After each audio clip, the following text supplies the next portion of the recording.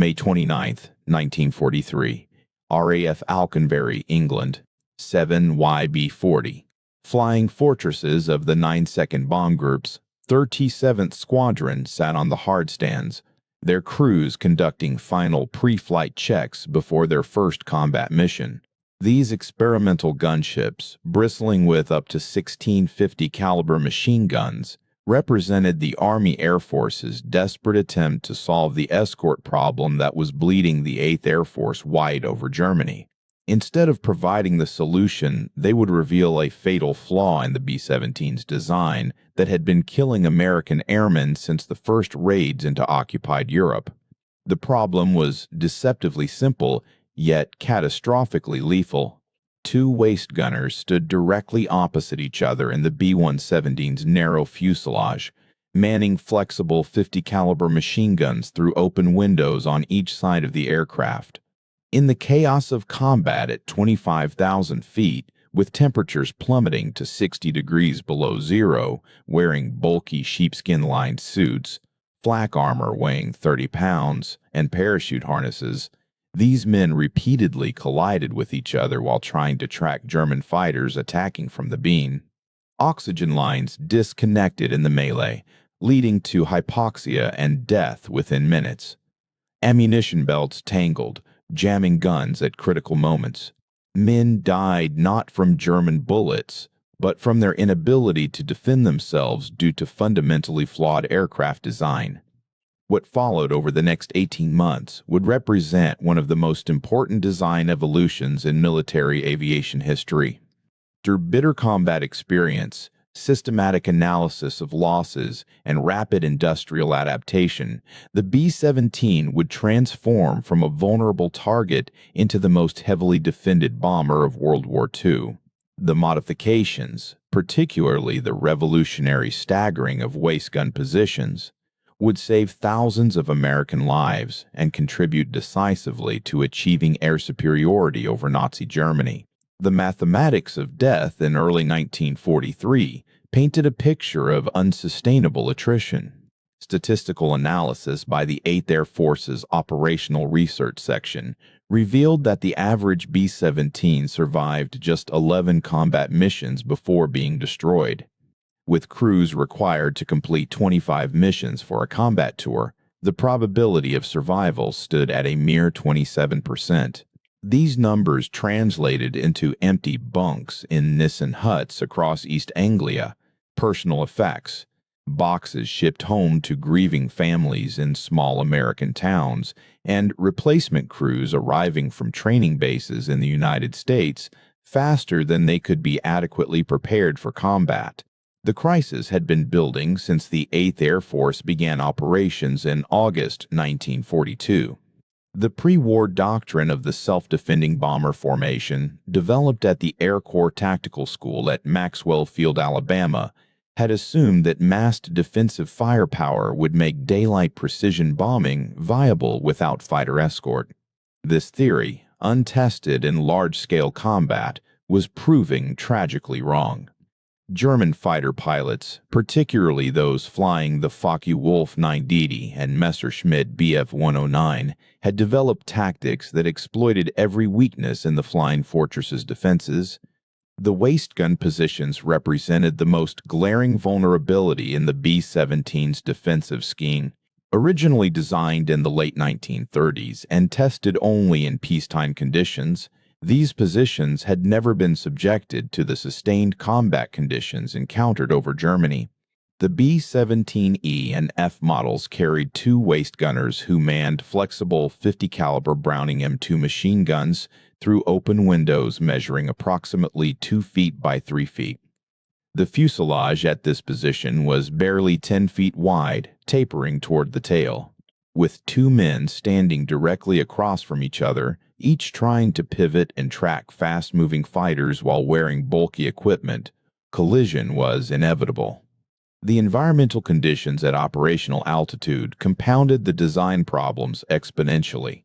At 25,000 feet, the standard bombing altitude for precision attacks, temperatures routinely dropped to 60 degrees below zero.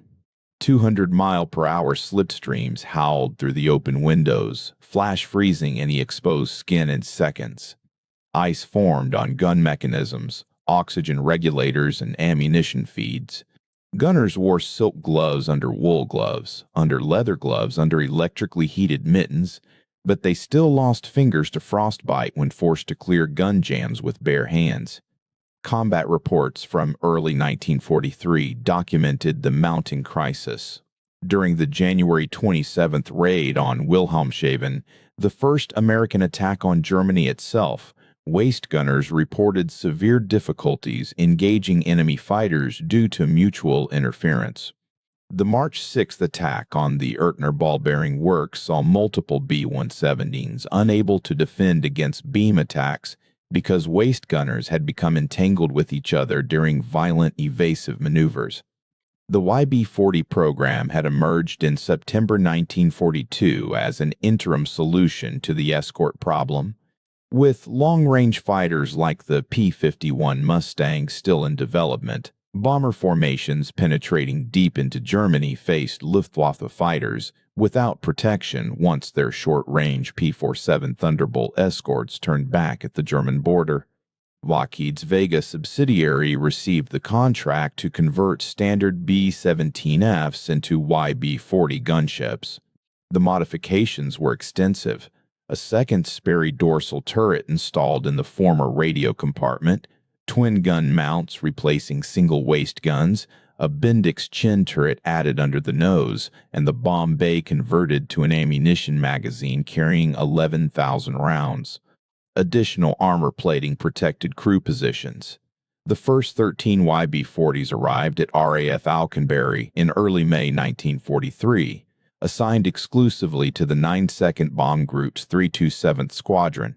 Training revealed immediate problems with the enhanced waist positions.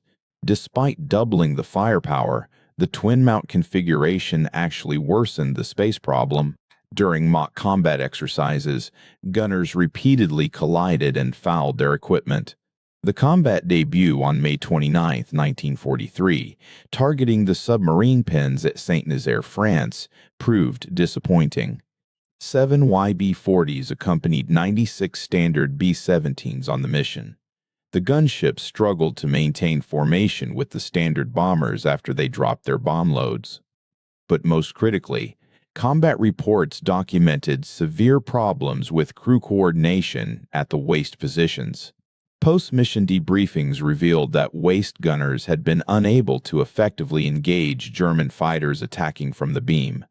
June 22, 1943 brought tragedy during the raid on the synthetic rubber plant at Holst, Germany. YB-40 serial number 425735 was destroyed after its waist gunners were unable to provide effective defensive fire due to mutual interference. Investigation revealed this was not an isolated incident but a systemic failure. The after-action reports reached multiple commands simultaneously. At Wright Field in Dayton, Ohio, the Air Technical Service Command began analyzing the tactical failures. At Boeing's Plant 2 in Seattle, Chief Engineer Edward Curtis Wells assembled a team to address the combat reports. Douglas Aircraft's Modification Center in Tulsa, Oklahoma, began experimenting with actual aircraft. Most significantly, the United Airlines Modification Center at Cheyenne, Wyoming, established specifically to implement combat improvements, began systematic testing of alternatives. The solution that emerged was elegantly simple: stagger the waist gun windows. By moving the left window forward and the right window aft by approximately 3 feet, each gunner gained his own operating zone. They could track targets without collision and feed ammunition without interference. The modification required minimal structural change, but promised maximum improvement in combat effectiveness. The first B-17 with experimental staggered waist windows underwent combat testing in early July 1943. Results were immediate and dramatic. Gunners reported significant increases in their ability to track and engage targets. Incidents of equipment interference dropped to near zero. But staggering alone didn't solve all problems. Gunners still operated in open windows exposed to the devastating slipstream and cold. The complete solution combined staggered positions with enclosed windows featuring plexiglass panels and rotating gun mounts. This Cheyenne configuration transformed the waist positions into functional combat stations. Douglas Aircraft implemented the staggered window modification first on late production B-17F aircraft in August 1943. Boeing immediately incorporated the change into their new B-17G model, with the first production aircraft completed on August 30th. Lockheed Vega quickly followed suit. The B-7G represented more than just improved waist positions. It incorporated every combat lesson learned during the bloody air battles of 1943. The Bendix Chin turret provided crucial frontal defense. The tail position was redesigned with larger windows and improved fields of fire. Together, these modifications transformed the Flying Fortress into the most heavily armed bomber of the war. Production statistics revealed the implementation's urgency. Boeing's Seattle plant would produce 8,680 B-7Gs. Douglas Long Beach built 2,395. Lockheed Vega manufactured 2,250. Every aircraft incorporated the staggered waist window design along with other combat-driven improvements. Combat reports from autumn 1943 documented the transformation's effectiveness. During the October 8th attack on Bremen and Vigisac, B-17Gs with modified waist positions claimed significantly more fighter kills than older F models still in service. They suffered fewer losses to beam attacks, precisely what the modifications were designed to prevent. October 14, 1943, Black Thursday. The second Schweinfurt raid saw 60 B-17s lost out of 291 dispatched, but analysis revealed newer B-17G models suffered proportionally lower losses than older F models. The defensive improvements were proving their worth even in the deadliest air battles. Luftwaffe after-action reports confirmed the American modifications' impact. Major Hans Philipp, commanding Jagdgeschwader 1, noted in October 1943 that American bombers had become noticeably more difficult to attack. The waist guns now delivered disciplined and accurate fire, with gunners able to track fighters smoothly through their entire attack approach. The Germans were forced to adapt their tactics. They developed the Werfer Granate 21 rocket mortar for standoff attacks and created heavily armored Sturmbach assault fighters specifically designed to attack B-17 formations. The fact that specialized weapons were needed demonstrated the modification's effectiveness. By December 1943, the transformation affected strategic planning. The 8th Air Force could plan deeper penetration missions knowing their bombers had significantly improved survivability. General Ira Eaker reported to General Henry Arnold that modifications had materially improved their ability to conduct strategic operations. The impact extended beyond hardware. Training curricula at gunnery schools were revised for the new positions. At Kingman Army Airfield in Arizona, instructors noted that staggered positions meant gunners could actually apply deflection shooting techniques effectively. The modifications influenced other aircraft. The B-24 Liberator incorporated similar staggered waist positions in late production models. The B-29 Superfortress, still in development, benefited with remotely controlled turrets that eliminated crew exposure entirely. January 11, 1944 demonstrated cumulative effects. 600 B-117s attacked German aircraft factories. Despite incomplete fighter escort, losses remained manageable. The majority were older F models. The G models showed remarkable survivability. The February Big Week operations proved strategic impact. Over 3,000 bomber sorties struck German aircraft production. Despite fierce Luftwaffe opposition, losses remained sustainable. The improved defensive capabilities had shifted the attrition balance decisively. Lieutenant General James Doolittle, commanding from January 1944, understood that modified B-7Gs could better defend themselves. He freed escort fighters to pursue German fighters aggressively rather than staying close to formations. This combination proved devastating to the Luftwaffe. March 4, 1944, saw the first American daylight raid on Berlin. 730 B-17s and B-24s struck the Nazi capital. The 95th Bomb Group, equipped with B-7Gs, lost only 3 aircraft while claiming 17 fighters destroyed, despite facing 200 German fighters. By spring 1944, the 8th Air Force could maintain sustained operations. The ability to mount 1,000-bomber raids with acceptable losses meant systematic destruction of German industrial capacity. The oil plan and transportation plan became viable because bombers could survive required missions. D-Day operations showcased the transformation.